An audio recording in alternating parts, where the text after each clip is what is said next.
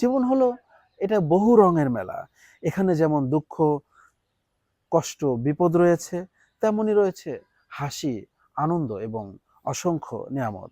মানুষের জীবন কখনো একটা গোলাকার চাকতির মধ্যে কিন্তু স্থির থাকে না, বরং সেটা ঘুরতে থাকে। এই সুখ, এই দুঃখ, এই আনন্দ, এই বেদনা। হুম তো কখনো কষ্টকে আমাদের আলিঙ্গন করতে হবে, কখনো সুখকে উপভোগ করতে হবে। এবং আল্লাহ তাআলার বান্দাদের মধ্যে যারা ধৈর্য ধারণকারী থাকবে, যারা আল্লাহ তাআলার সকল আদেশ এবং নিষেধ পালন করবে এবং যাবতীয় যেই খারাপ কাজগুলো আছে সেগুলো থেকে বিরত থাকবে, দুনিয়ার দুঃখ কষ্ট ওই মানুষগুলোর হৃদয়ে কোনো প্রভাবই ফেলতে পারবে না। সুবহানাল্লাহ। তাদের মন মননে কোনো প্রকার প্রতিক্রিয়াও সৃষ্টি করতে পারবে না। এমনইভাবে দুনিয়ার সুখ স্বাচ্ছন্দ্য তখন যখন তাদের হাতে ধরা দিবে, ধরেন আপনি অনেক টাকা ইনকাম করলেন, আপনি অনেক ভালো একটা চাকরি আল্লাহ তাআলা আপনাকে দিয়ে দিল, আপনি অনেক সুখের দেখা পাইলেন।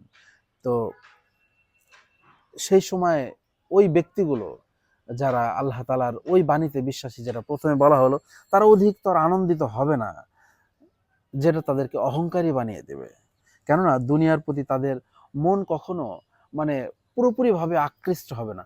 দুনিয়ার প্রতি তো আমাদের ভালোবাসা একটু থাকবেই, কিন্তু এটার মোহে আমাদের পড়া যাবে না। পার্থিব মোহ এবং লালসা ওই ব্যক্তিগুলোকে আকৃষ্ট করতে পারবে না।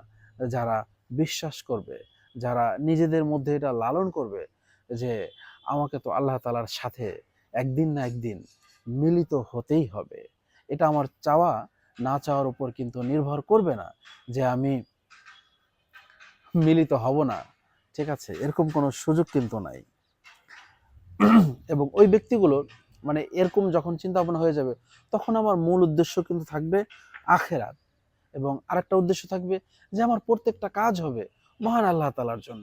আমি কারোর সাথে কথা বলছি, কারোর সাথে ভালো আচরণ করছি, কারো উপকার করছি, সব কিছুর উদ্দেশ্য একমাত্র হবে যে আমার মহান মালিক আমার প্রতি খুশি হয়ে যাবে।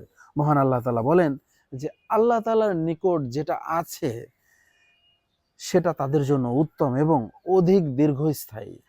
যারা ঈমান এনেছে এবং নিজেদের প্রভুর উপর যারা বিশ্বাস রাখে, ওই ব্যক্তিগুলোর উপর। এটা কিন্তু প্রথমে যে আয়াত বলা হলো ওই আয়াতের মতোই, যে যারা আল্লাহর নিকট যা আছে তা তাদের জন্য উত্তম এবং অধিক দীর্ঘস্থায়ী, যারা ঈমান এনেছে এবং নিজেদের প্রভুর উপর ভরসা রাখে। শোনো হে আল্লাহর প্রিয় বান্দাগণ, বলা হচ্ছে আর কি, যারা নামাজ আদায় করে তাদের সম্পর্কে আল্লাহ তাআলা কোরআনে বলেছেন মানুষ সৃষ্টিগতভাবে বড়ই অধৈর্য। কে বলতেছেন ভাই? আল্লাহ তাআলা বলতেছেন মানুষ সৃষ্টিগতভাবে বড় অধৈর্য। যখন সে খারাপ অবস্থায় পতিত হয় তখন সে কিন্তু ঘাবড়ে যায়, আর যখন তার অবস্থা ভালো হয় তখন সে আবার কার্পণ্য করে। তবে এর ব্যতিক্রম হলো সেই নামাজিরা যারা সর্বদাই নামাজ আদায় করে।